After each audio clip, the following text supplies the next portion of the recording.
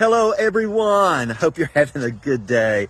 There's a fire burning in my heart this morning to share with you out of Isaiah 54:2, a devotional thought, where Isaiah says, enlarge the place of your tent, stretch it out to the left, to the right, make room. And there he's talking about the nation of Israel growing and multiplying, their descendants and so forth. But I want to apply it to us as believers in the body of Christ to make room, to expand our tent, to include those who have yet to hear the gospel. We've got to get the gospel message out to the world. And I know in the day in which we live, we think, how could it be someone's alive that's never heard about Jesus? But there are millions of people who have yet to receive a gospel witness. And sometimes we can get so caught up in all the things going on in our daily life and in our world that we fail to remember the mandate of Jesus to be involved in reaching the nations. Well, how can you do that? Let me tell you something. Your prayers can go where you can't go. You may think, well, I can't go on a mission trip. I can't afford to go on a mission trip.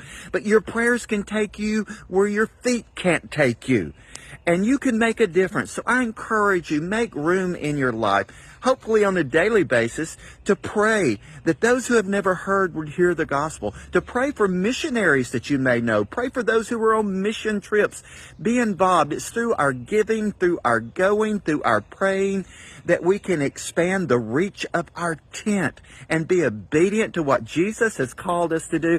And listen, when you do that, you always receive more than you give. When you begin to pray for that, there's going to be a fire that begins to burn inside of you, and that's the work of the Spirit of God.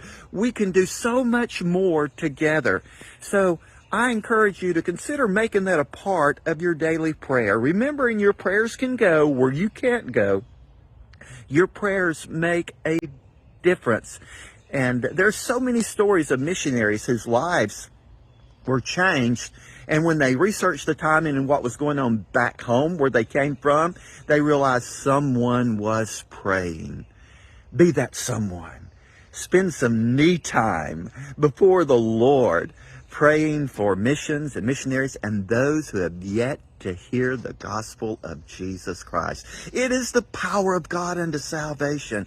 Let's not be selfish. Let's not have a we for no more mentality.